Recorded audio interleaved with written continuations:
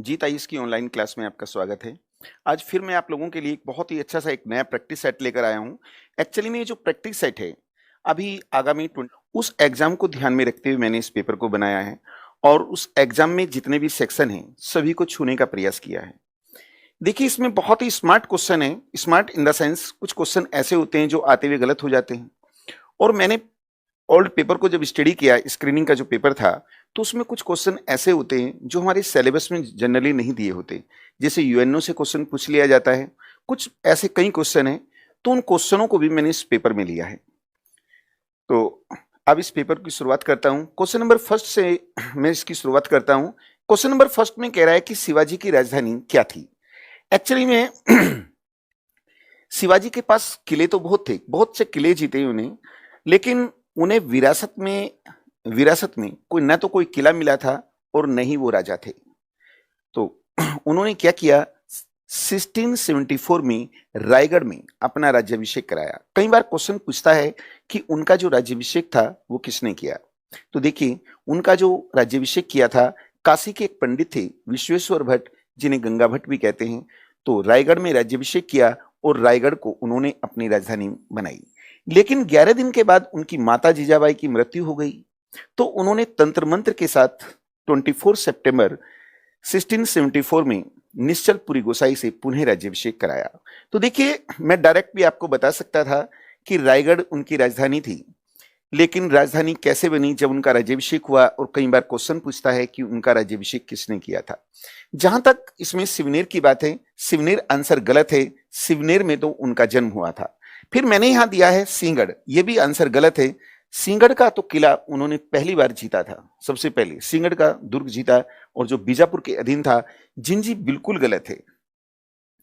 जिंजी का किला भी जीता था शिवाजी ने, और जिंजी के किले में शिवाजी के पुत्र राजाराम को औरंगजेब ने 9 वर्ष तक बंदी बना के भी रखा था। तो इसका आंसर डी है, रायगढ़। नेक्स्ट क्वेश्चन लेकर चलते हैं कि मराठों का पहली बार नाम किस मुगल बादशाह के समय आया। देखिए, क्वेश्चन बहुत ही इंपॉर्टेंट है और बहुत बार पूछा जा चुका है। तो पहले मराठा सरदार जो थे वो शाहजी थे, और शाहजी का पुत्र शिवाजी है। तो ये जो शाहजी हैं, ये एक अहमदनगर का शासक मलिक अंबर था, शासक नहीं, वहां का सेनापति वजीर के पद पे तैनात है, उसकी सेवा में आए थे और 1624 में मारवाड़ी के युद्ध में जहांगीर की सेना को पराजित किया था। तो मराठों का नाम पहली बार किस मुगल बादशाह के समय आया, तो इसका आंसर हो जाता है जहांगीर। 20 का आंसर है। नेक्स्ट क्वेश्चन लेकर चलता हूं। एक्चुअली में इसमें जितने भी मैंने क्वेश्चन बनाए हैं, मेरा जितना भी नियर अबाउट 20 ईयर का जो मेरा एक्सपीरियंस है, उसमें जितने भी क्वेश्चन आए और कहां कहां से किस एग्जाम में क्वेश्चन आ सकते हैं, उनको आधार बनाते हुए प्रैक्टिस सेट तैयार किया गया। शेरशाह सूरी का वास्तविक नाम क्या था? देखिए, शेरशाह सूरी जो है, इनका वास्तविक नाम फरीद खां है। फरीद खां। इसने एक शेर को मारा तो शेर खां कहा जाने लगा, और 1539 में इसने हुमायूं को पराजित करके चौसा का युद्ध जब जीता था, उसके उपलक्ष्य में शेरशाह सूरी की उपाधि धारण की थी। तो यहां नाम आता है फरीद खां, ये शेरशाह सूरी का नाम है। निजाम खां बिल्कुल गलत है। निजाम खां, एक्चुअली में निजाम खां तो सिकंदर लोदी का नाम था। सलीम बिल्कुल गलत है, ये जहांगीर का नाम था। नेक्स्ट क्वेश्चन, निम्न में कौन जोड़ा गलत है? देखिए, यहां पर कुछ टाइटल दिए गए हैं, उपाधियां दी गई हैं। ये उपाधियां भी आपसे पूछी जा सकती हैं और इस तरीके के क्वेश्चन कई बार मैचिंग के लिए पूछ लेता है। जैसे पहला नाम दिया है प्रियदर्शी। देखिए, प्रियदर्शी और देवनाम प्रिय। देवनाम प्रिय यानी देवताओं का प्रिय, ये टाइटल मौर्य शासक अशोक का है, बिल्कुल ठीक है।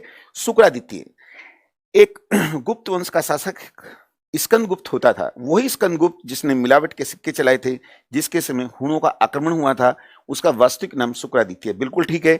फिर कह रहा है महेंद्रादित्य।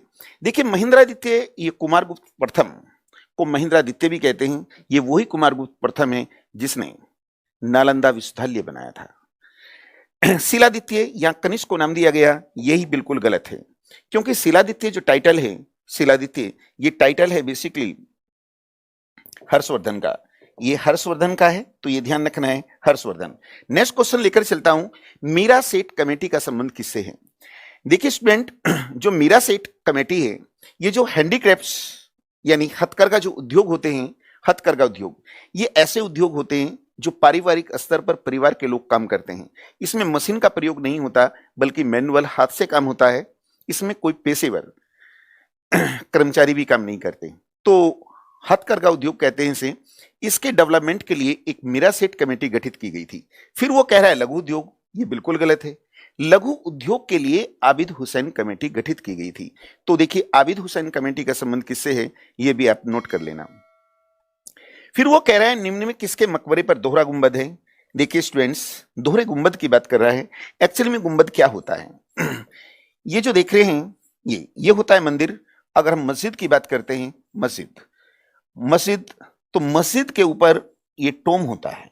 तो जो मकबरे हैं, मकबरों के ऊपर भी टोम होता है ये इस्लामिक स्थापत्य कला की विशेषता है। लेकिन वो कह रहा है कि किसके मकबरे पर दोहरा टोम, जनरली सिंगल होता था, लेकिन दोहरा जो टोम है वो है दिल्ली सल्तनत में सिकंदर लोदी इसका आंसर है। अगर हम मुगलों की बात करते हैं तो मुगलों में दोहरे टोम बहुत हैं, लेकिन दिल्ली सल्तनत में सिकंदर लोदी, ध्यान रखिए। फिर वो कह रहा है कि मोट की मस्जिद किसने बनवाई थी। ये क्वेश्चन बहुत बार पूछा जा रहा है। जो मोट की मस्जिद है ये भी सिकंदर लोदी ने बनवाई थी। एक्चुअली में सिकंदर लोदी का एक वजीर होता था जिसका नाम था मियां भुआ। तो ये मियां भुआ ने मोट की मस्जिद बनवाई थी आगरा में, और आगरा को सिकंदर लोदी ने ही बसाया था और आगरा को अपनी राजधानी भी बनाया था। देखिए फिर वो कह रहा है बहलो लोदी। तो बहलो लोदी का कोई भी अचीवमेंट आर्किटेक्ट के क्षेत्र में प्रॉपर नहीं है। अगर हम शेरशाह सूरी की बात करते हैं तो इसके बहुत से अचीवमेंट हैं। जैसे इसने सड़के आजम बनवाई जिसका ब्रिटिश ऑफिसर ग्रांड ट्रैंक ने मेंटेनेंस कराया था। ग्रांड ट्रैंक ने कराया तो उसे ग्रांड ट्रैंक जीटी रोड के नाम से जाना जाता है। इसने रोहतासगढ़ का किला भी बनवाया था, इसने शेर मंडल भी बनवाया था और किला कुहा मस्जिद भी बनवाई थी। लेकिन यहां पर इंपॉर्टेंट क्या है, सिकंदर लोदी मोट की मस्जिद। ध्यान रखेंगे भारत की परमाणु नीति का स्लोगन क्या है। देखिए ऐसे क्वेश्चन है जनरली आपके पुराने पेपर में मैंने देखा कि जो सिलेबस में प्रॉपर नहीं दिया गया लेकिन क्वेश्चन पूछा जाता है। तो भारत की जो परमाणु नीति है उसका स्लोगन है पहले प्रयोग नहीं। अर्थात इसका मतलब होता है जैसे भारत की अगर हम बात करते हैं तो ये एक परमाणु संपन्न देश है। हमारे पड़ोसी जो देश हैं, चाइना की बात करते हैं, पाकिस्तान की, वो भी परमाणु संपन्न है। तो भारत ने अपना स्लोगन दिया कि पहले प्रयोग नहीं। अर्थात हम अपने परमाणु बम का प्रयोग जब भी करेंगे जब कोई हमारे देश के ऊपर आक्रमण करेगा। दूसरी इसकी एक विशेषता यह भी है भारत की परमाणु नीति की कि हम उस देश पर परमाणु बम का प्रयोग नहीं करेंगे जिस देश के पास परमाणु बम नहीं है। तो देखिए पहले प्रयोग नहीं, ये इसका आंसर है। क्वेश्चन नंबर 9 लेकर चलता हूं। स्माइलिंग बुद्धा क्या था?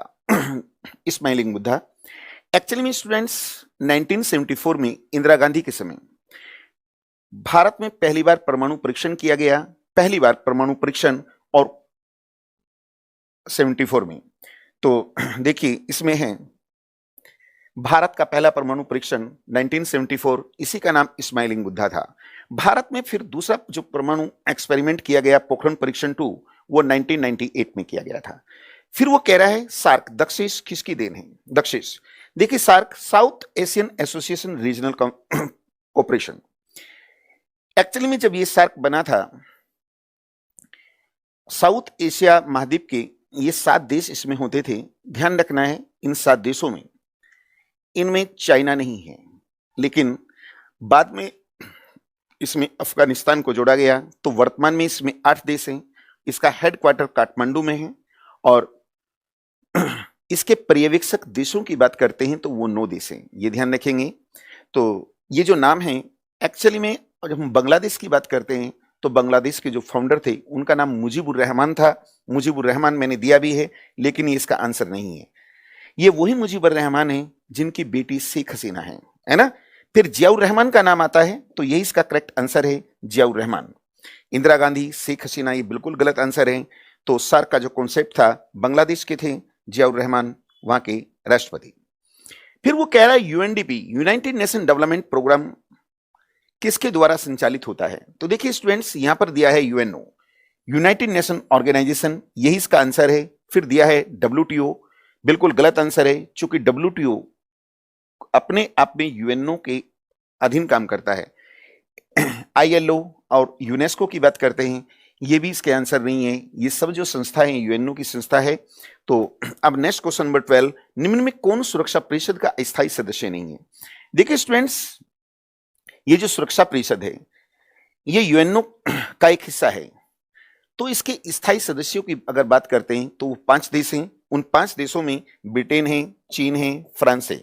इसमें एक अमेरिका है, अमेरिका, और एक इसमें रूस है, रूस। रूस। जापान, ये इसका आंसर है क्योंकि जापान इसका स्थायी सदस्य नहीं है। एक्चुअली में इसके 10 अस्थायी सदस्य भी होते हैं जो अलग अलग महाद्वीपों से लिए जाते हैं। तो दोनों में एक बेसिक अंतर यह होता है, जो स्थायी सदस्य होते हैं उनको वीटो पावर होती है, अस्थायी सदस्यों को नहीं होती है। तो 5 देश हैं, ये ध्यान रखना है, चीन, अमेरिका, ब्रिटेन, रूस और फ्रांस। नेक्स्ट क्वेश्चन लेकर चलता हूं। पंचशील समझौते के संबंध में क्या गलत है? पंचशील समझौता, देखिए जो पंचशील समझौता है स्टूडेंट्स, इसका जो आधार लिया है ये बौद्ध धर्म से लिया गया है। तो ये 1954 में, पहला कह रहा है 1954 में हुआ, बिल्कुल ठीक है। फिर वो कह रहा है भारत व चीन के बीच हुआ, ये भी बिल्कुल ठीक है। फिर वो कह रहा है नेहरू और चाउ एन लाई, जो चाइना के राष्ट्रपिता, सॉरी, प्रधानमंत्री होते थे, उनके बीच हुआ। ये चीन के संघाई में हुआ, ये बिल्कुल गलत है। ये संघाई में नहीं बल्कि ये दिल्ली में हुआ था।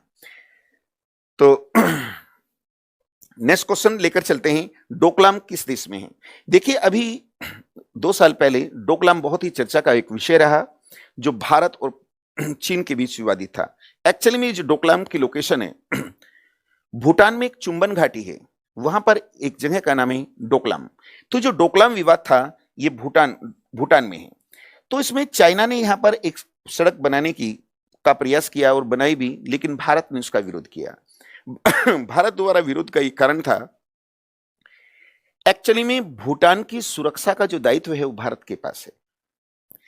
भूटान की जो सुरक्षा करेगा वो भारत की सेना करेगी। तो भारत ने क्या किया, इसका विरोध किया और चीन को अपनी सेना पीछे हटानी पड़ी। तो इसका आंसर सी। नेक्स्ट क्वेश्चन लेकर चलता हूं, सरकार या आयोग का संबंध किससे है? देखिए स्टूडेंट्स, एक सेंटर स्टेट रिलेशनशिप, यानी पॉलिटी में हम देखते हैं कि केंद्र राज्य संबंध है। तो केंद्र राज्य संबंधों में एक वित्तीय संबंध वित्त आयोग भी होता है। तो सरकार या आयोग की अगर हम बात करते हैं तो वित्त आयोग के लिए इसने सिफारिश की थी, और वित्त आयोग केंद्र राज्य संबंध के बीच में वित्तीय संबंधों में आता है। तो इसका जो आंसर है केंद्र और राज्यों के बीच संबंध।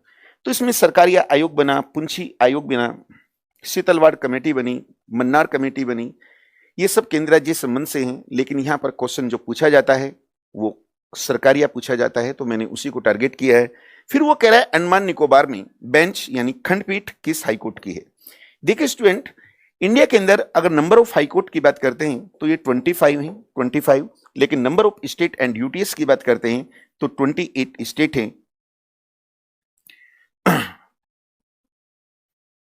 And UTS. तो देखिए अगर स्टेट और यूटीएस की बात करते हैं, यूटीएस, तो यूटीएस मैं बता देना चाहूंगा आपको, इसमें एक दिल्ली है, दिल्ली, एक पुदुचेरी है, पुदुचेरी, एक लक्षद्वीप है, लक्षद्वीप, एक इसमें अंडमान है, अंडमान निकोबार है, एक इसमें चंडीगढ़ है, दमन और दीव दादर नगर हवेली को एक कर दिया गया, अब इसे नाम दमन दे दिया गया, एक जम्मू कश्मीर है और एक लद्दाख, 8 है, प्लस 8। तो number of state and UTS 36 है, लेकिन नंबर ऑफ हाई कोर्ट कितने हैं? 25। जो इस चीज को इंडिकेट करता है कि एक या एक से अधिक राज्यों का एक हाई कोर्ट हो सकता है। संविधान का 7वां एक संशोधन 1956 में हुआ था और उसमें क्लियर लिखा है कि एक या एक से अधिक राज्यों का अपना हाई कोर्ट हो सकता है, और यूटीएस का भी अपना अलग हाई कोर्ट हो सकता है। तो यूटीएस में दिल्ली मात्र एक ऐसा स्टेट है 1866 में कि दिल्ली में एक अपना हाई कोर्ट बना। तो बच्चों यहां पर ये तो आपसे नहीं पूछा जाएगा, जैसे उत्तराखंड के संदर्भ में बात करें, है ना, जिनका अपना सिंगल हाई कोर्ट है उनके बारे में वो नहीं पूछता है, बल्कि वो उनके बारे में पूछता है कि कौन सा राज्य किसके साथ अटैच किया गया है। तो ये ध्यान रखना है, जो स्टेट, छोटा स्टेट बड़े के नजदीक होता है तो वहां का हाई कोर्ट उसके साथ अटैच कर दिया जाता है। जैसे हरियाणा, पंजाब, चंडीगढ़ की बात करते हैं तो एक है, महाराष्ट्र, गोवा और दमन की बात एक है, लक्षद्वीप की बात करें और केरला का एक है, पांडिचेरी और तमिलनाडु का एक है ना। ऐसे ही ईस्ट स्टेट है, ईस्ट स्टेट, 4 स्टेट का जो जिन्हें हम कहते हैं 7 सिस्टर, उनका एक गुवाहाटी आसाम में है, मणिपुर, मेघालय और त्रिपुरा का अलग बना दिया गया था, नहीं तो 7 स्टेट का एक होता था। लेकिन वो कह रहा है, यहाँ पर एक लोकेशन मैं आपको शो कर देता हूं, ये जो इंडिया का प्रायद्वीप भारत है, इसमें यहाँ पर क्या है, यहाँ पर अंडमान निकोबार द्वीप है। एक्चुअली में इसकी लोकेशन अगर हम केरला की, तमिलनाडु की बात करें, आंध्र प्रदेश की, उड़ीसा और वेस्ट बंगाल, तो चारों के लगभग बराबर में पड़ता है। लेकिन ध्यान रखना है, यहां पर जो एक खंडपीठ बनाई गई है, वो खंडपीठ वेस्ट बंगाल का जो हाईकोर्ट है, वेस्ट बंगाल का, वो कैलकाटा में है। तो ये क्वेश्चन आईएएस 2006 में क्वेश्चन पूछा जा चुका है, उत्तराखंड पीसीएस में क्वेश्चन पूछा जा चुका है पिछली बार। चूंकि ये सभी के नजदीक है, तो देखिए वेस्ट बंगाल का हाईकोर्ट कैलकाटा में है और उसकी जो खंडपीठ है वो अंडमान निकोबार द्वीप समूह की जो कैपिटल पोर्ट ब्लेयर है, उस पोर्ट ब्लेयर में इसकी एक खंडपीठ बनाई गई है। तो आंसर ये होगा। नेक्स्ट क्वेश्चन, ट्रेन 18 का दूसरा नाम क्या है? एक्चुअली में जिस दिन भारत में पुलवामा हमला हुआ था, उसी दिन नरेंद्र मोदी जी ने क्या किया, भारत की सबसे तेज चलने वाली ट्रेन जो थी उसका शुभारंभ किया। तो जो ट्रेन 18 है, ट्रेन 18, ये वो ट्रेन है जो सबसे फास्ट चलती है और दिल्ली से बनारस के बीच चलती है ट्रेन, और इसका दूसरा नाम क्या है? वंदे भारत। बहुत इंपॉर्टेंट क्वेश्चन है। यहां पर मैंने कुछ नाम और भी दिए हैं। देखिए, उससे पहले जो तेज चलती थी उसका नाम विवेक है, उससे पहले दुरंतो थी और उससे पहले राजधानी थी। तो यहां वंदे भारत। नेक्स्ट देखिए, अब मैं सेंसस से कुछ क्वेश्चन लेकर चलता हूं। यहां पर आगामी जो मेरी टेस्ट सीरीज होगी उसमें जो छोटे क्वेश्चन है मैं वो भी कंप्लीट कराऊंगा। सेंसस 2011 की जनगणना के अनुसार भारत की जनसंख्या विश्व की कितनी जनसंख्या का कितना परसेंट है? अगर हम जनसंख्या की बात करते हैं तो जनसंख्या में चाइना के बाद दूसरा स्थान भारत का आता है, और यदि हम एरिया की बात करते हैं तो संभवतः 7वां स्थान है। तो भारत की जो जनसंख्या है विश्व की कुल जनसंख्या का 17.5% है। बहुत इंपॉर्टेंट क्वेश्चन है, ध्यान रखेंगे। सी इसका आंसर है। अगर हम ज्योग्राफिकल एक्सटेंशन की बात करते हैं, अर्थात एरिया की बात करते हैं, तो वर्ल्ड के टोटल एरिया का 2.4% भारत के पास है। यानी एरिया कम है और पॉपुलेशन ज्यादा है, तो यही रीजन है कि भारत की पॉपुलेशन डेंसिटी अधिक है। आगे बढ़ता हूं। कुटीर ज्योति योजना का संबंध है। देखिए, जनरली हम देखते हैं कि जो योजनाएं होती हैं, लेटेस्ट योजनाएं होती हैं, वहां से बहुत क्वेश्चन पूछे जाते हैं। तो यहां पर उसने कहा कुटीर ज्योति योजना। इसके नाम से भी पता लग रहा है, कुटीर माने छोटे, ज्योति, ज्योति से क्या होती है? दीप दिया होता है जिससे रोशनी होती है। तो इसका संबंध किससे है? ये क्वेश्चन, जितने भी विकल्प हैं, ये हर क्वेश्चन के मैंने खुद से विकल्प बनाए हैं कंफ्यूज करने के लिए। जैसे गरीबों को बिजली उपलब्ध कराना है, फिर शहरी गरीबों को बिजली उपलब्ध कराना है, ग्रामीण गरीबों को कराना है, और सभी को नो। देखिए, जो बीपीएल है, बिलो पॉवर्टी लाइन, उससे नीचे जो रहने वाले लोग हैं और ग्रामीण क्षेत्रों में रहते हैं, उनको बिजली उपलब्ध कराना कुटीर योजना का उद्देश्य है। सी इसका आंसर है। फिर वो कह रहा है कि सर्वाधिक जनसंख्या घनत्व किस राज्य का है? Population density. देखिए, पॉपुलेशन डेंसिटी का मतलब होता है 1 स्क्वायर किलोमीटर में रहने वाले जो लोग होते हैं उसे हम पॉपुलेशन डेंसिटी कहते हैं। भारत की सर्वाधिक जनसंख्या घनत्व देखिए अब फिलहाल क्या है? बिहार में है। इससे पहले कहां था? वेस्ट बंगाल। लेकिन अब आंसर आ रहा है सी। नेक्स्ट बढ़ता हूं। सबसे कम जनसंख्या घनत्व कहां है? जैसे सबसे ज्यादा बिहार का है, तो सबसे कम अरुणाचल प्रदेश का है, एट प्रेजेंट 17 है। इससे पहले 13 होता था, तो इसका आंसर हो गया अरुणाचल प्रदेश। अब कुछ उत्तराखंड के क्वेश्चन भी मैंने यहां डिस्कस किए हैं। मेरा सब्जेक्ट तो नहीं है, लेकिन कभी कभी देख लेता हूं। लेकिन ये क्वेश्चन जो भी हैं बहुत ही इंपॉर्टेंट क्वेश्चन है, और इसमें 2 क्वेश्चन डिफरेंट भी है जो जनरली बुक्स में नहीं मिलता है। राजबुंगा चंपावत में है, को सबसे पहले राजधानी किसने बनाया था? देखिए, चंदों का जो पहला शासक है सोमचंद, इसे दहेज में 15 बीघा जमीन भी मिली थी। जब इसका यहां विवाह हुआ तो इसने उसमें क्या किया? एक राजबुंगा का किला बनाया था, और उस राजबुंगा वहां पर एक किला बनाया, फोर्ट, और राजधानी भी बनाया। आंसर इसका सोमचंद है। नेक्स्ट देखते हैं, बीडी पांडे ने किसके शासन को पंचायती राज कहा? एक यहां पर राइटर हैं, इतिहासकार बीडी पांडे। उसमें यहां विकल्प दिया है चंद, पवार, कत्यूरी एंड गोरखा। एक्चुअली में जो चंदों का शासन था, जिन्होंने कुमायूं में शासन किया, तो उनके एडमिनिस्ट्रेशन में देखते हैं पंचथोक, चार चौथानी, तो उसमें यहाँ की कुछ जातियों को रखा गया है। यानी यहाँ के एडमिनिस्ट्रेशन के अंदर क्या किया, स्थानीय लोगों को भी शामिल किया, जैसे पंचायती राज में होता है। तो इसका आंसर हो गया चंद। चंदों के शासन की विशेषता थी। फिर वो कह रहा है कि मंगोल आक्रमण सर्वाधिक किसके समय हुए थे।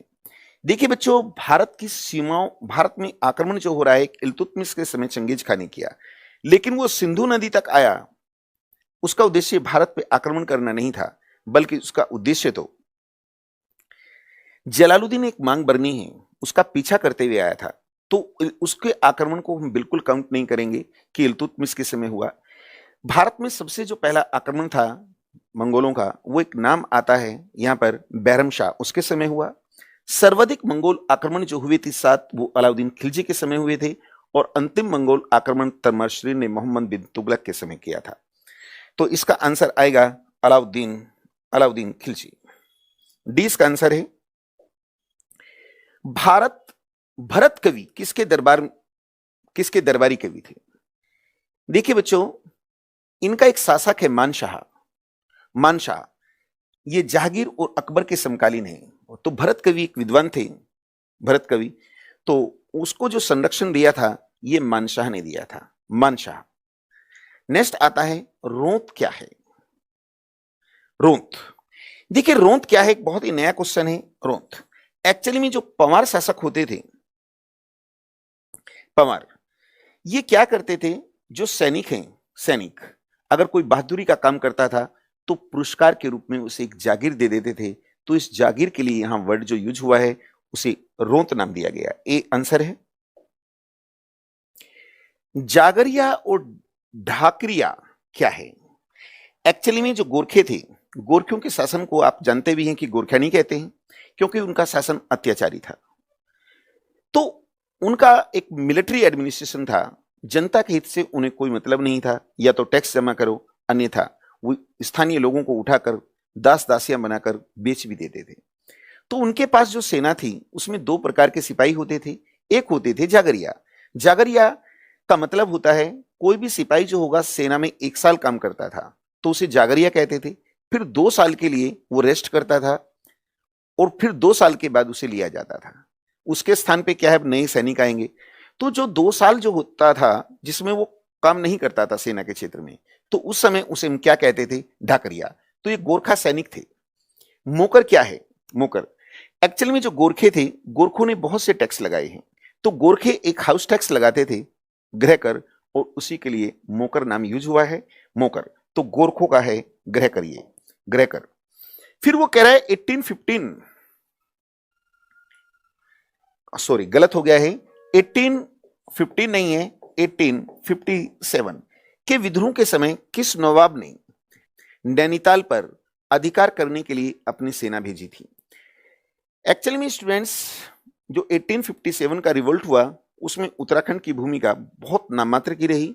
मात्र एक नाम आता है कालूमेरा का, जिसे लखनऊ के एक नवाब थे जिनका नाम वाजिद अली शाह था, उसने उकसाया था इन्हें। एक्चुअली में उत्तराखंड के लोगों ने विद्रोह नहीं किया, इसके कई रीजन थे। क्योंकि इससे पहले हमने गोरखों का शासन देखा था, गोरखे बहुत ही अत्याचारी थे, तो उसकी अपेक्षा अंग्रेजों का शासन थोड़ा सा ठीक था। दूसरा कारण, उस समय कुमायूं कमिश्नर मिस्टर रैमजे थे, वो बहुत ही बुद्धिजीवी और डिक्टेटर भी था। तो मिस्टर रैमजे ने क्या किया, पहाड़ का संपर्क मैदानी क्षेत्रों से काट दिया। नैनीताल में आपने नाम सुना होगा फांसी गधेरा, अर्थात कोई अगर विद्रोह करेगा तो फांसी गधेरे में फांसी भी दी जाती थी। तो फांसी गधेरा मिस्टर रैमजे ने ही बनाया था। लेकिन यहां एक नाम दिया वाजिद अली शाह। देखिए वाजिद अली शाह इसका आंसर नहीं है। ये जो वाजिद अली शाह है ये अवध का नवाब था, अवध का नवाब। तो अवध पर कुशासन का आरोप लगाकर इसे गद्दी से उतार दिया, यही रीजन था। अवध यानी लखनऊ में 1857 के विद्रोह का नेतृत्व बेगम हजरत महल ने किया था। खान बहादुर खान ये बरेली का है और यही इसका आंसर है। लियाकत अली ने इलाहाबाद किया था और कालू मेहरा उत्तराखंड के थे। तो इसका आंसर, शाहीबाग का संबंध किस घटना से है। शाहीबाग देखिए स्टूडेंट्स, 23 अप्रैल 1930 को पेशावर कांड हुआ और इसके जो नायक थे उनका नाम वीरचंद सिंह भंडारी, बाद में गढ़वाली नाम दिया गया। तो हम ये तो सुनते हैं कि निहत्थे लोगों पर गोली चलाने का आदेश दिया गया था और इन्होंने इनकार कर दिया। एक्चुअली में निहत्थे लोग कौन थे?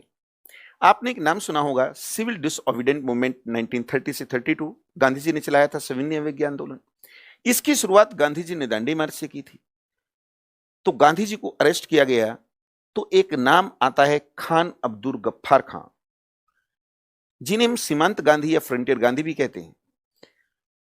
उन्होंने एक लाल कुर्ती आंदोलन चलाया था। तो लाल कुर्ती जो आंदोलन चलाया, उनके जो फॉलोवर, ये पेशावर में एक जगह का नाम है किस्सा खानी, वहां पर एक थाना भी था। उसके सामने से खान अब्दुल गफ्फार के नेतृत्व में कुछ लोग जा रहे थे धरना देने के लिए। कहां? शाहीबाग में जा रहे थे, जिस पर गोली चलाने का आदेश दिया गया था।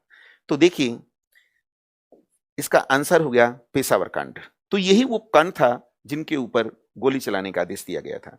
नेक्स्ट क्वेश्चन दे रहा है, कैप्टन चंद्र सिंह नेगी व कैप्टन महेंद्र सिंह बागड़ा का संबंध किस घटना से है?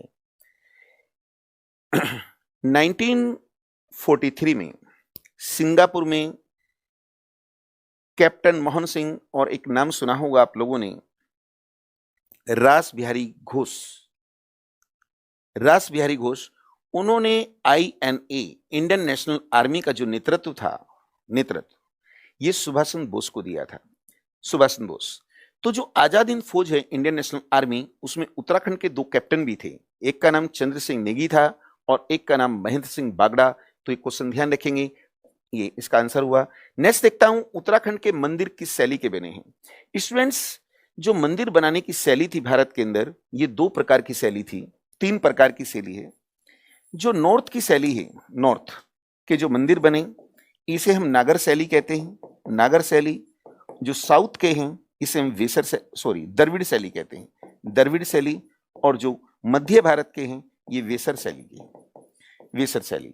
तो इसका आंसर क्या आएगा? इसका आंसर आया नागर शैली, बी आंसर है इसका। एक्चुअली में भारत के अंदर जो मंदिर हैं, नॉर्थ इंडिया में भी अच्छे मंदिर थे, लेकिन उन मंदिरों को ध्वस्त किसने किया? गजनवी ने। और गजनवी गुजरात से नीचे यानी साउथ तक नहीं जा सका, और यही कारण है कि दक्षिण भारत के मंदिर आज भी अपनी पहली स्थिति में हैं और धन के केंद्र हैं। नेक्स्ट मैं देखता हूं यहां पर, दक्षिण भारत की सबसे ऊंची चोटी कौन सी है? तो यहां पर एक नाम दिया है अन्नामलाई, इलायची, दैदाबट्टा, अनाईबुड़ी।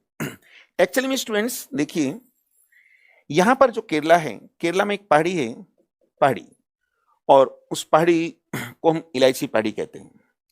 कार्डमम पहाड़ी भी नाम है उसका, असली नाम कार्डमम है, लेकिन उसे हम इलायची भी कहते हैं, क्योंकि वहां पर इलायची जो मसालों का हिस्सा है ना, वहां पर इलायची का उत्पादन होता है, तो इलायची भी कहते हैं। ये जो इलायची पहाड़ी है, इससे पहाड़ी ऐसे निकलती है जिसे अन्नामलाई कहते हैं। एक पालनी पहाड़ी है जो तमिलनाडु चली जाती है। तो ये तो पहाड़ियों के नाम है, ये तो गलत हो जाएगा। फिर वो कह रहा है दैदाबट्टा, ये बिल्कुल गलत है। एक्चुअली में पूर्वी और पश्चिमी घाटियों का मिलन, पहाड़ियों का मिलन यहां होता है नीलगिरी तमिलनाडु में, और इसकी जो सबसे ऊंची चोटी उसका नाम दैदाबट्टा है, और दैदाबट्टा दक्षिण भारत की दूसरी सबसे ऊंची चोटी है। तो इसका आंसर डी है, यानी दक्षिण भारत की सबसे ऊंची चोटी का नाम है अनाईमुड़ी। नेक्स्ट देखते हैं, सतलज और व्यास नदी का मिलन कहां होता है? एक्चुअली में सतलज और व्यास नदी जो हैं, ये पंजाब में बहती आती हैं, और पंजाब में एक जगह का नाम है हरिके, मैं निशान लगा देता हूं, ये इसका आंसर भी है।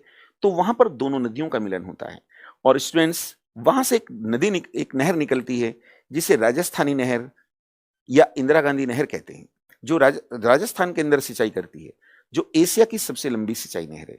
तो बहुत ही इंपॉर्टेंट क्वेश्चन है कि सतलज और व्यास का मिलन कहां होता है?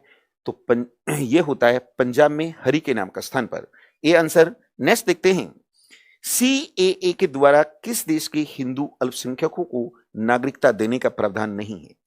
एक्चुअली में CAA जो भारत के अंदर लाया गया, इसका अपोज बहुत कुछ किया गया, जैसे आप लोगों ने देखा होगा शाहीन बाग के अंदर। अब वास्तविकता क्या थी, जो सैद्धांतिक तौर पे है, वो मैं बता देना चाहूंगा, क्योंकि मैं किसी पॉलिटिकल पार्टी का हिस्सा तो नहीं हूं। एक्चुअली में ये जो पाकिस्तान है, ये मुस्लिम बाहुल्य क्षेत्र है, बांग्लादेश भी मुस्लिम बाहुल्य क्षेत्र है, अफगानिस्तान भी मुस्लिम बाहुल्य क्षेत्र है। मालदीव मुस्लिम बाहुल्य क्षेत्र नहीं है। तो इंडिया का यह कहना था, इंडियन गवर्नमेंट का, कि यहां मुस्लिम बाहुल्य क्षेत्र हैं और हिंदू जो हैं यहां पर, हिंदू यहां माइनॉरिटीज में रहते हैं। माइनॉरिटीज, चूंकि वो माइनॉरिटीज में है, उनके अधिकारों की रक्षा वहां पर नहीं होती है, इसलिए वो क्या है, वहां से माइग्रेट करके इंडिया आ रहे हैं। तो हमने क्या किया, भारत सरकार ने, मैं कौन करने वाला, भारत सरकार ने क्या किया, जो पाकिस्तान, अफगानिस्तान और बांग्लादेश से जो माइनॉरिटी हैं, उसमें सिख हैं, हिंदू हैं, बहुत से लोगों को रखा, उनको सिटीजनशिप दे दी गई। तो इसका आंसर क्या होगा, मालदीव। नेक्स्ट लेकर चलता हूं। गीता सीता से अधिक सुंदर है लेकिन रीता जितनी सुंदर नहीं है। तो ये रीजनिंग का क्वेश्चन है, बहुत ही प्यारा क्वेश्चन है। तो यहां पर इस क्वेश्चन को बना देता हूं, गीता सीता से अधिक सुंदर है, यानी ये जो गीता है, गीता ये सीता से अधिक सुंदर है, सीता से अधिक सुंदर है, लेकिन रीता जितनी सुंदर नहीं है। तो इसका मतलब रीता सबसे ज्यादा सुंदर है, सुंदर है। अब यहां पर 4 विकल्प दिए गए हैं, ये आपको देखना है कि इनमें कौन सा सही बैठ रहा है। वो कह रहा है कि सीता गीता जितनी सुंदर नहीं है, सीता गीता जितनी सुंदर नहीं है ना, बिल्कुल ठीक कह रहा है। फिर वो कह रहा है सीता रीता से अधिक सुंदर है, सीता रीता से अधिक सुंदर है, बिल्कुल गलत है, ये इतनी सुंदर नहीं है। रीता गीता जितनी सुंदर नहीं है, भाई रीता जो है गीता जितनी सुंदर नहीं है, बिल्कुल गलत है, वो तो ज्यादा सुंदर है। फिर वो कह रहा है गीता रीता से अधिक सुंदर है, भाई गीता जो है रीता से अधिक अधिक सुंदर है, ये भी गलत है। तो देखिए आंसर ए होगा। एक बार फिर रिपीट कर देता हूं, सीता गीता जितनी सुंदर नहीं है।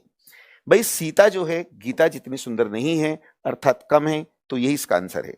नेक्स्ट देखते हैं स्टूडेंट्स, लड़कों की एक पंक्ति में, बहुत ही छोटा सा क्वेश्चन है, लेकिन यहां आप कैसे कंफ्यूज हो जाते हैं वो मैं बताऊंगा। लड़कों की एक पंक्ति में अमन ऊपर से 12वां है, यहां अमन जो है ये 12वां है। यदि ऊपर से 12वें स्थान पर, तथा बमन नीचे से 18वें स्थान पे है, कोई बमन है वो नीचे से 18वें स्थान पे है।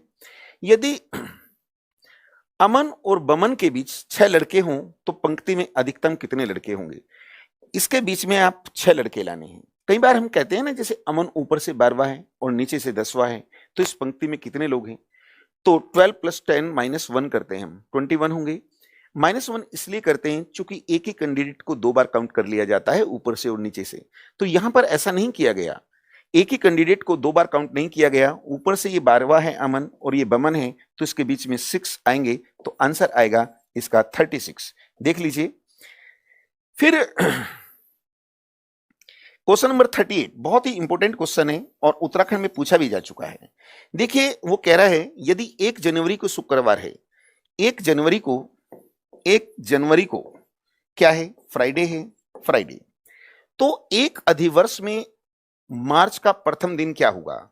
1 जनवरी को ये है, तो 1 मार्च को क्या होगा, ये पूछ रहा है। 1 मार्च अधिवर्ष, देखिए ईयर 2 तरीके के होते हैं स्टूडेंट्स, एक सिंपल ईयर होते हैं जिन्हें हम साधारण वर्ष कहते हैं, जिसमें 365 डेज होते हैं।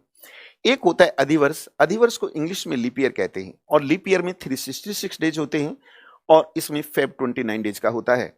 तो देखिए यहां से यहां तक मैं दिन काउंट करूंगा, 1 जनवरी से मुझे क्या करना है, यहां तक बढ़ना है। तो जनवरी में 31 होते हैं, एक दिन जा चुका है, तो जनवरी में 30 बचे, एंड जनवरी, एंड अब फेब होता है, फेब में यहां पर 21 होंगे, और मार्च में होगा 1। तो टोटल डे कितने हुए, 60। 60 को हम 7 से डिवाइड करेंगे, क्योंकि 1 वीक इक्वल टू 7 डेज। तो जब मैं इसको डिवाइड करूंगा,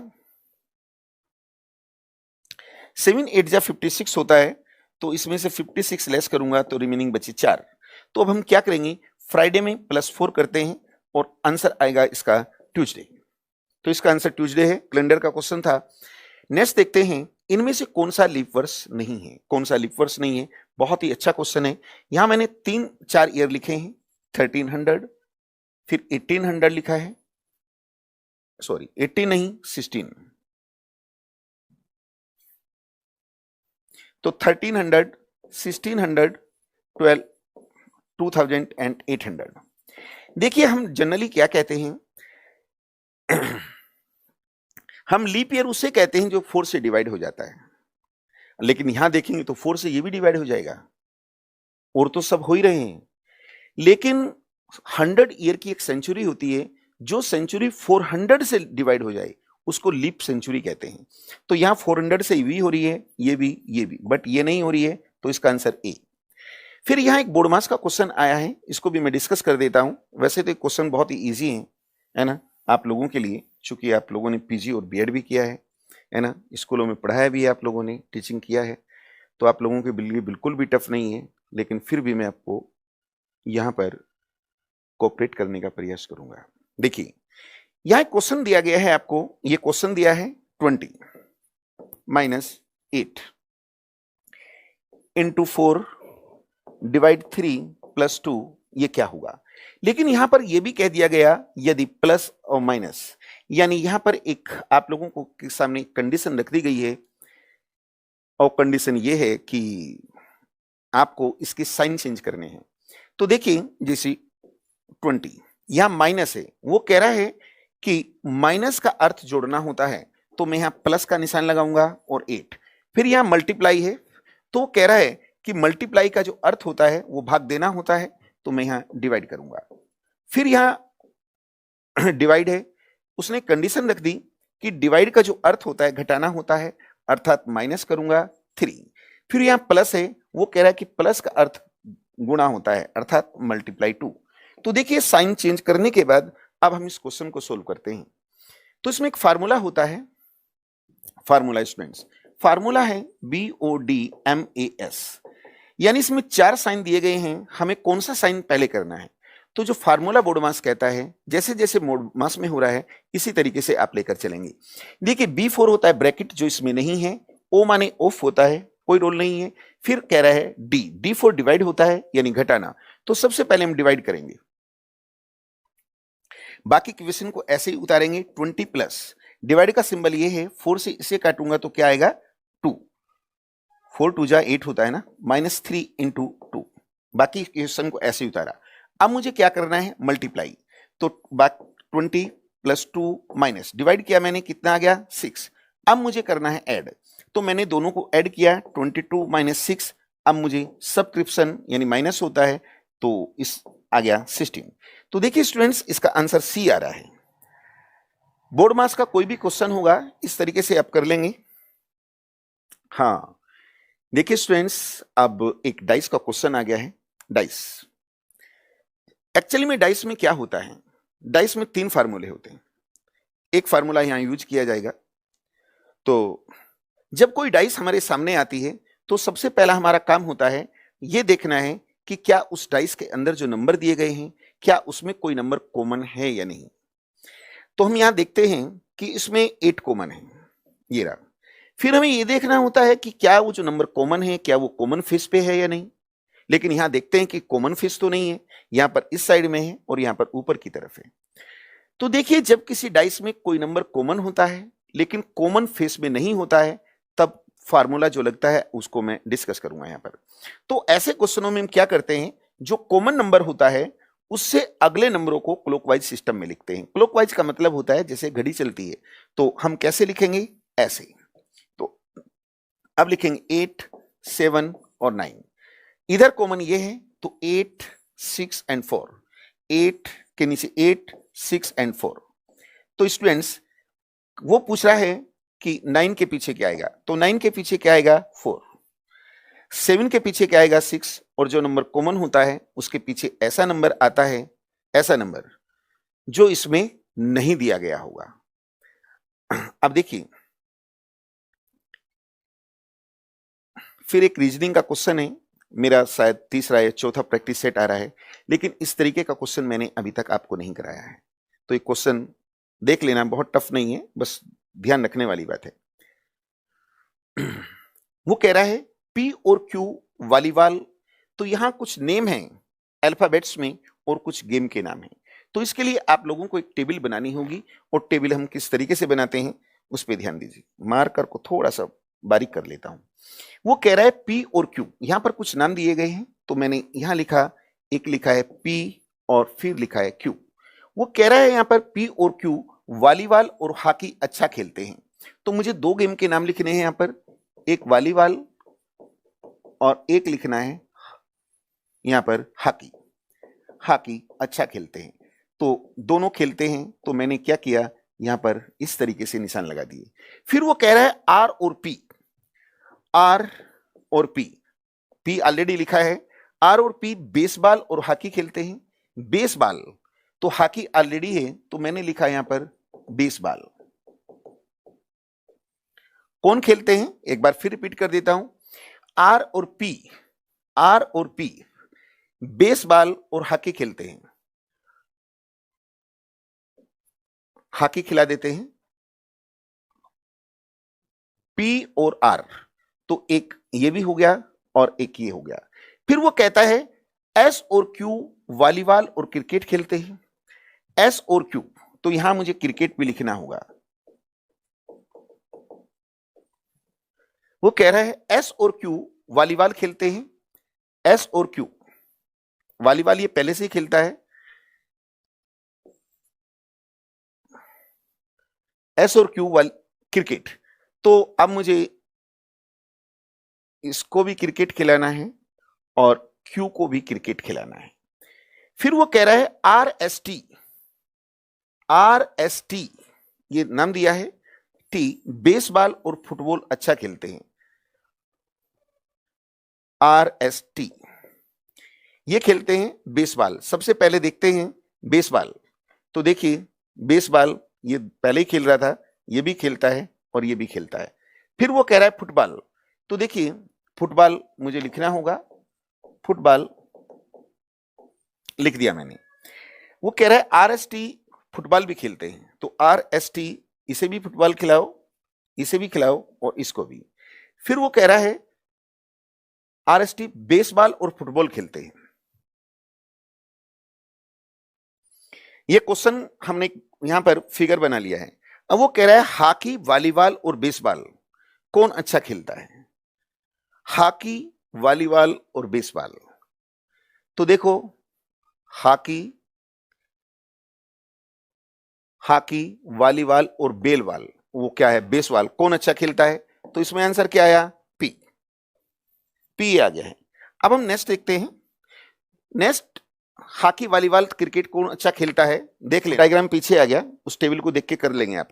रूस में संविधान संशोधन की मंजूरी मिलने के बाद देखिए व्लादिर व्लादिर पुतिन वहां के जो राष्ट्रपति हैं वो कब तक रह सकते हैं। जैसे हम इंडिया के राष्ट्रपति की बात करते हैं कि शपथ ग्रहण के करने के दिन से 5 वर्षों तक वो राष्ट्रपति के पद पर रहते हैं।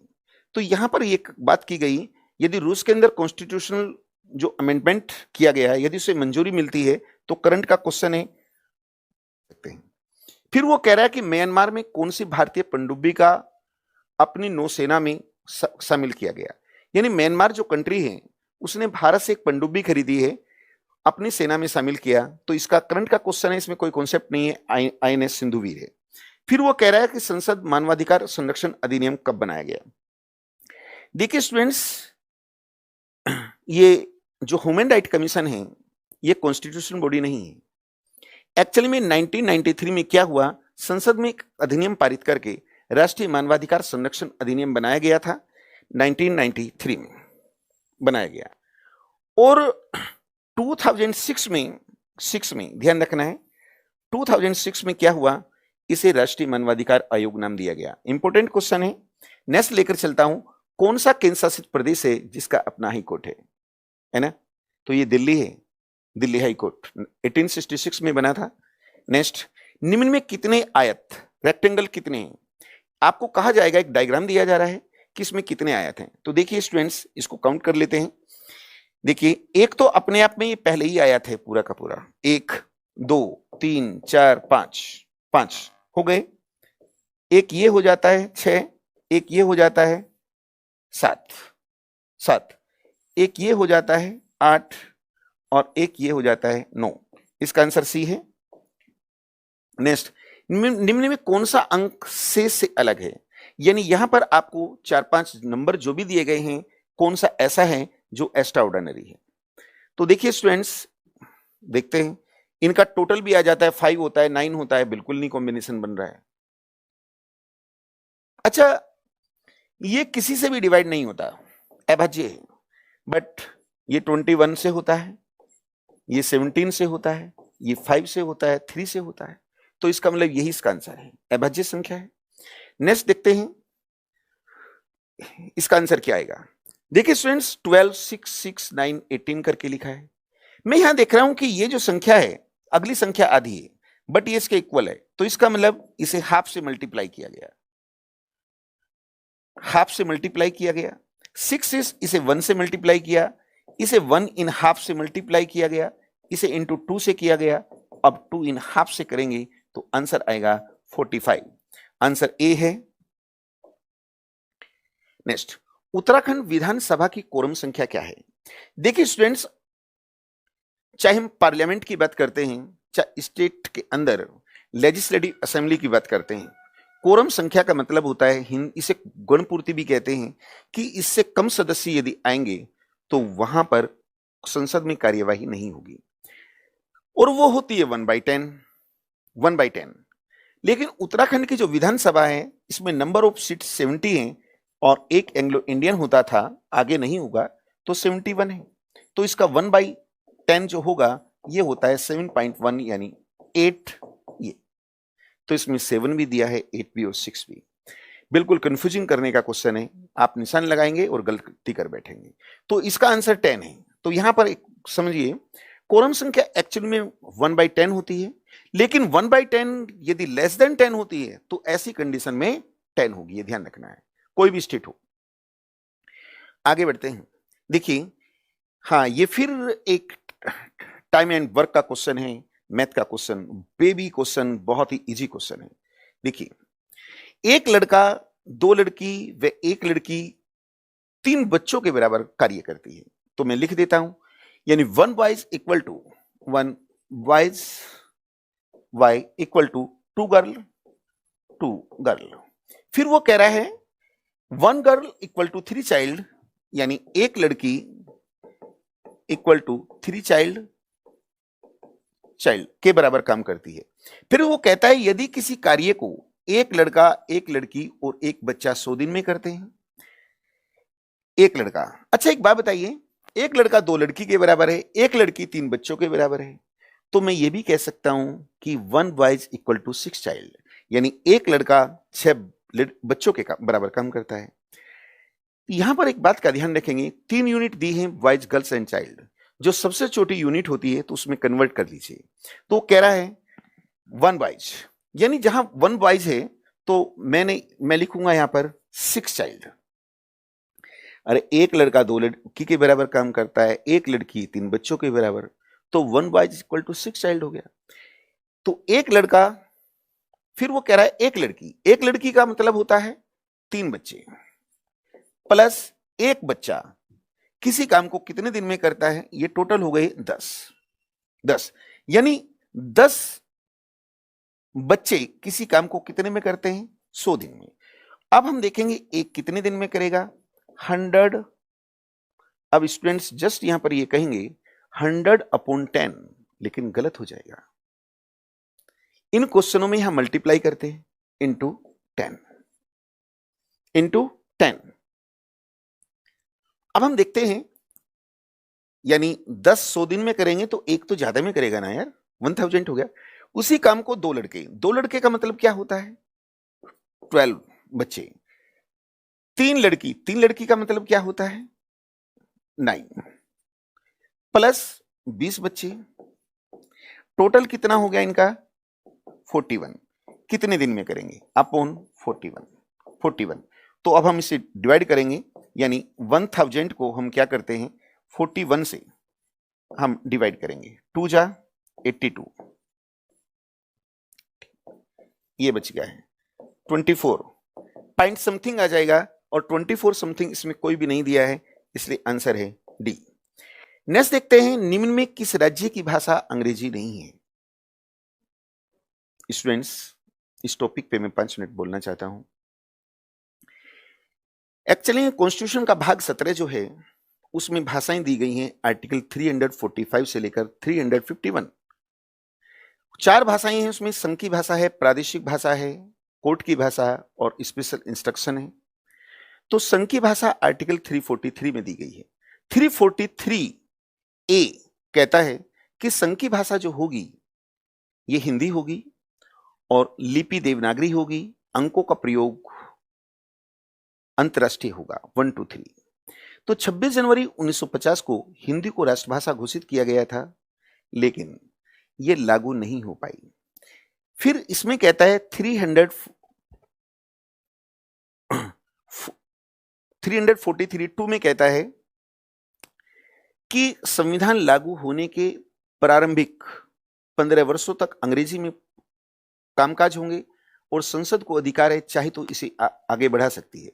ऐसा एक्चुअली में इसलिए किया गया था क्योंकि अभी तक ब्रिटिश काल में जो हमारी ऑफिशियल लैंग्वेज थी वो इंग्लिश थी, और उसके तुरंत बाद यदि हिंदी को लाया जाता है या किसी और भाषा को तो शासन में दिक्कत होगी। फिर 344 में कहता है कि एक राजभाषा आयोग होगा जो 1955 में बीजी खेर की अध्यक्षता में बनाया गया। फिर आर्टिकल 345 कहता है कि राज्यों की जो विधानसभाएं हैं उन्हें अधिकार है कि अपने राज्य में बोली जाने वाली एक या एक से अधिक भाषाओं को अनुमति दे सकता है। तो यही कारण है कि अधिक अलग, जैसे नॉर्थ इंडिया के 9 स्टेट हैं उनकी हिंदी भाषा है, महाराष्ट्र की मराठी है, केरला की मलयालम है, तो अलग अलग राज्यों की अलग अलग हो सकती है। लेकिन उसमें यह भी कह दिया गया कि यदि कोई राज्य की विधानसभा ऐसा किसी भाषा को मान्यता नहीं देती तो जब तक मान्यता नहीं दी जाएगी वहां की जो भाषा होगी शासन प्रशासन के काम वो अंग्रेजी में होंगे। तो भारत के 3 स्टेट अभी भी ऐसे हैं जिनमें मेघालय, मिजोरम और नागालैंड यहाँ की जो भाषा है वो इंग्लिश में शासन के काम होते हैं। यहां पर आपको केरला दिया गया है, यही आंसर गलत है। क्योंकि केरल में इंग्लिश बहुत हाई फाई भी है, केरल का लिटरेसी रेट अपने आप में बहुत ज्यादा है, तो स्टूडेंट सोचेंगे कि केरला तो हो ही नहीं सकता, लेकिन केरला ही आंसर है। मलयालम यहाँ की भाषा। एक आता है महान विभाजक वर्ष किसे कहते हैं। एक्चुअल में स्टूडेंट महान विभाजक वर्ष को इंग्लिश में कहते हैं ग्रेट डिवाइडेड ईयर। तो 1872 में भारत में पहली जनगणना की गई थी, लेकिन वो विधिवत रूप से नहीं हुई, लॉर्ड मेयो ने कराई थी। 1881 में लॉर्ड रिपन ने भारत में पहली जनगणना कराई और 2011 तक भारत में प्रॉपर विधि रूप से जनगणना हो रही है। तो उसमें लगातार जनसंख्या बढ़ी। तो अगर हम बढ़ने की बात करते हैं तो 1961 से लेकर 61 का जो दशक था इसमें जनसंख्या बहुत ही ज्यादा बढ़ी थी, लेकिन 1911 से लेकर 1921 का जो दशक था इसमें जनसंख्या निगेटिव पॉपुलेशन ग्रोथ रेट रही, यानी जनसंख्या बढ़ने के स्थान पर घटी, क्योंकि इसमें भारत के अंदर इन्फ्लुएंजा नाम की एक महामारी फैली थी। तो 1911 से 21 तक की जो जनगणना है 10 साल, इसकी जनगणना 1921 में हुई जो बढ़ी नहीं बल्कि घटी थी, तो इसलिए इसे महान विभाजक वर्ष या ग्रेट डिवाइडेड ईयर कहते हैं। Very important question. फिर वो कह रहा है कि उत्तराखंड से सबसे कम नगरीकृत जिला कौन सा है। उत्तराखंड का एक क्वेश्चन फिर आया आपके सामने।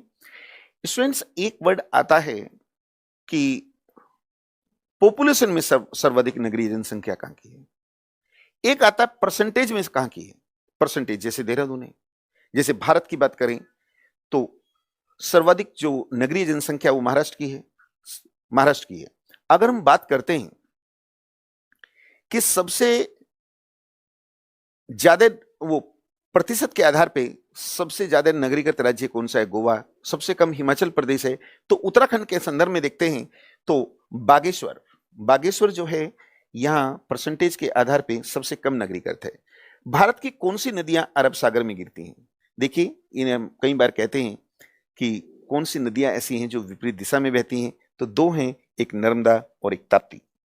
नेक्स्ट क्वेश्चन देखते हैं, लोकटक परियोजना। चलो फैक्चुअल क्वेश्चन है, मणिपुर इसका आंसर है। फिर देखते हैं चकमा जनजाति के लोग किस राज्य में घुसपैठ कर रहे हैं। चकमा, देखिए चकमा और रोहिंग्या एक विवाद भी चल रहा है करंट में, और वो ये है कि बांग्लादेश की ये जातियां हैं, बांग्लादेश, और ये बेसिकली हमारा जो वेस्ट बंगाल उसमें घुसपैठ कर रहे हैं। तो इसका आंसर ए है। अब हम लेकर चलते हैं 58, किसी संसद की कार्यवाही में भाग लेने का अधिकार नहीं है। बहुत ही अच्छा क्वेश्चन है। देखिए स्टूडेंट्स, आर्टिकल 148 इसमें क्या आता है। महान्यायवादी 76 में आता है। तो आपको पता है कि महान्यायवादी संसद की कार्यवाही में भाग लेता है, बोल भी सकता है, लेकिन वोटिंग का अधिकार नहीं है। संसद सदस्य भाई संसद की कार्यवाही में ऑब्वियसली भाग लेगा। या वाइस प्रेसिडेंट ये क्या होता है, राज्यसभा का चेयरमैन होता है। तो राज्यसभा संसद का हिस्सा है और उसकी अध्यक्षता करता है, तो ये भी लेता है, लेकिन कैग ये संसद की कार्यवाही में भाग नहीं लेता। ये इसका आंसर है। नेक्स्ट, पर्यावरण संकट वृक्ष कौन सा है? देखिए, पर्यावरण को कौन सा बेसिकली कौन सा वृक्ष है जो नुकसान पहुंचाता है? तो देखिए, इसे आतंकवादी प्लांट भी कहते हैं। तो ये यूकेलिप्टिस है, यूकेलिप्टिस। फिर वो कह रहा है टाइगर रिजर्व प्रोजेक्ट कब स्थापित हुआ था? उत्तराखंड से ही शुरुआत हो रही है इसकी, और अपने Kumaon Ramnagar Corbett national park से 1973 आंसर है।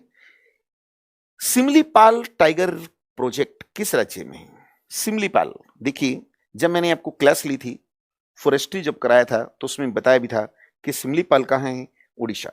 ये आंसर है। नेक्स्ट देखते हैं, शिवाजी के राज्य की आय के दो अन्य कर क्या थे? एक तो शिवाजी भू राजस्व लेते थे जो 40% होता था। शिवाजी एक दादागिरी का टैक्स भी लेते थे जो शत्रु राज्यों से वसूलते थे। एक था चौथ, जो उस राज्य की आय का एक चौथाई हिस्सा होता था। एक सरदेशमुख यानी 10%। तो देखिए, चौथ और सरदेशमुख तो देश का आंसर है।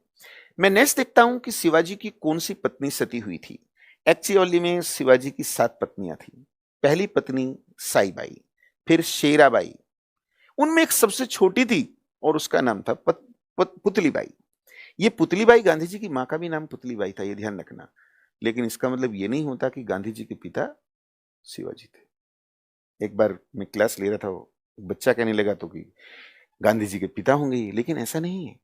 तो इनकी छोटी पत्नी का नाम पुतलीबाई है। ये यूपीपीएससी में क्वेश्चन पूछा गया है, आजकल बहुत क्वेश्चन पूछा जा रहा है, तो पुतलीबाई इसका आंसर है। नेक्स्ट देखते हैं 64, पानीपत का तीसरा युद्ध 1761 में हुआ था। पानीपत के तीसरे 3 युद्ध हुए हैं। पहला हुआ है 1526, बाबर और इब्राहिम लोदी, बाबर की जीत हुई। फिर 1556, एक तरफ हेमू है और दूसरी तरफ अकबर, इसमें अकबर की ओर से बैरम खान लड़ा था, इसमें अकबर की जीत हुई। फिर 1761 में हुआ, ये मराठे और एक अहमद शाह अब्दाली के बीच हुआ था। मराठों में उस समय जो पेशवा था वो बालाजी बाजीराव था, जिसे नाना साहब भी कहते हैं। तो इसका आंसर हुआ अहमद शाह अब्दाली। नेक्स्ट देखते हैं खालसा पंथ। देखिए, खालसा पंथ की स्थापना की गई थी और एक नाम आता है गुरु ग्रंथ, जो लिखा गया था। सिखों के 10वें और अंतिम धर्म गुरु थे जिनका नाम गुरु गोविंद सिंह है। ये इसका आंसर है। नेक्स्ट देखते हैं, लोकपाल का विचार किसने दिया था? देखिए स्टूडेंट्स, हरिश्चंद्र माथुर बिल्कुल राइट आंसर है। 1963 में क्या हुआ, एक राजस्थान प्रशासनिक सुधार आयोग का गठन किया गया था, तो उसके सदस्य थे। पीएन भगवती बिल्कुल गलत है। ये पीएन भगवती तो वही हैं जिन्होंने लोकपाल अदालत का विचार दिया था। केन संथानम बिल्कुल गलत है, 1964 सीवीसी सेंट्रल विजिलेंस कमीशन का दिया था। सरकारिया बिल्कुल गलत है, ये सेंट्रल स्टेट रिलेशंस से संबंधित है। तो हरिश्चंद्र माथुर देख लीजिए। पॉकेट वीटो का प्रयोग ज्ञानी जेल सिंह ने कब किया था? एक्चुअली में वीटो तो 3 प्रकार की होती है, absolute veto, suspension veto and pocket veto. चूंकि आप लोगों का तो स्क्रीनिंग का है, तो वो बताना मैं बेहतर नहीं होगा। तो 1986 में ज्ञानी जेल सिंह और प्रधानमंत्री राजीव गांधी होते थे, तो इनके समय एक पोस्ट ऑफिस बिल लाया गया था 1986, उसमें वीटो पावर का प्रयोग किया गया। तो किस बिल पर किया था? Post office bill. Office bill students देख लीजिए, बहुत इंपॉर्टेंट क्वेश्चन है। फिर मैं नेक्स्ट देखता हूं, स्वतंत्र भारत के अंतिम गवर्नर जनरल कौन थे? स्टूडेंट 1757 में प्लासी का युद्ध हुआ और लॉर्ड क्लाइव ने उसका नेतृत्व किया था। इसमें अंग्रेजों की जीत हुई। तो ईस्ट इंडिया कंपनी उनसे इतनी प्रभावित हुई कि उन्हें बंगाल का पहला गवर्नर घोषित कर दिया।